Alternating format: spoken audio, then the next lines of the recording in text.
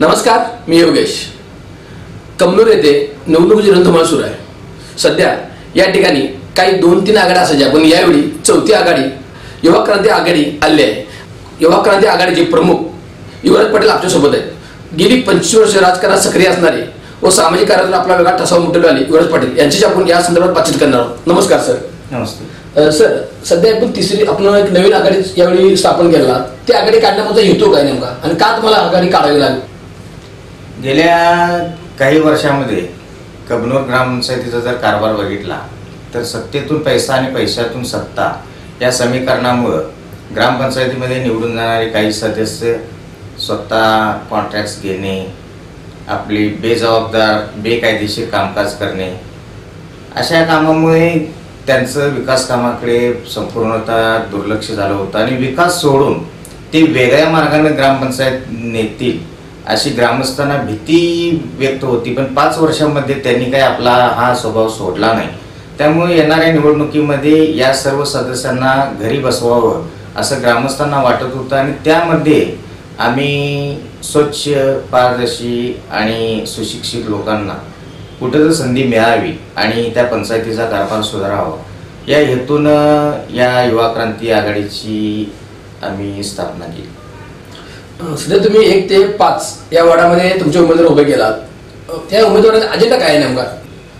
मुळातच याचा राजकीय किंवा राजकारण म्हणून याच्याकडे न बघता आम्ही सुशिक्षित आणि पारदर्शक उमेदवारांना घेऊन राजकारणासाठी 17 जागेवर 17 उमेदवार उभे करण्यापेक्षा एक 2-4 सदस्य असू देत किंवा 4-5 सदस्य असू देत, त्यांनी जरी त्या पंचायतीमध्ये प्रवेश करून आपलं जर कामकाज स्वच्छ आणि पारदर्शक ठेवलं तरी या गावाला एक वेगळी दिशा मिळेल असा आमचा उद्देश होता.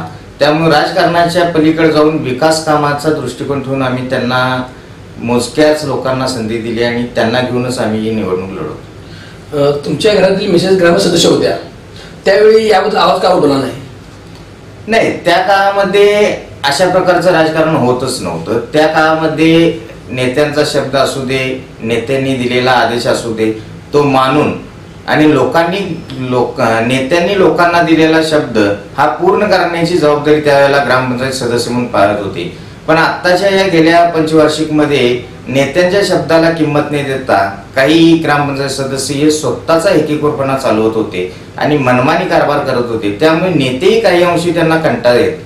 पण राजकीय आपलं अजेंडा ठेवण्यासाठी हे नेत्यांना निवडणुकीमध्ये सहभाग घ्यावाच लागतो.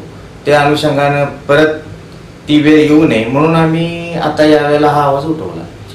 गेली 5 वर्ष तुम्ही म्हणला की गेली 5 वर्ष अनाधुंदी कारभार चालू आहे. या 5 वर्षात तुमचा पाठबळ कसा राहिला आणि तुम्हाला पूर्ण कसा प्रतिसाद मिळाला? नेते मंडळ असो किंवा नागरिक असो किंवा सदस्य असो? नाही, गेल्या पंचवार्षिक मधील काही ग्रामपंचायत सदस्य एक गेंड्याच्या कातडीसारखे होते. कारण वर्तमानपत्रामधून येणाऱ्या बातम्या असू देत, सोशल मीडियावरनं होणारी टीका असू दे किंवा जनतेचे मोर्चे असू देत, आंदोलनं असू देत, याचा त्यांच्यावर काहीही परिणाम झाला नाही. त्या लोकांनी जनतेनं आम्हाला निवडून दिले आणि आता आम्हाला 5 वर्षे रान मोकळं आहे अशा पद्धतीनं कारभार केला. त्यामुळं जनताही हताश होती आणि त्यांच्या पुढे त्यांना निवडून आणणारे नेतेही हताश होते. त्यामुळे त्यांनी एवढा अनागोंदी कारभार केला की या पंचायतीचं वाईट नाव हे जिल्हाभर झालं आणि गावाच्या प्रतिष्ठेला धक्का पोचला असं माझं मत.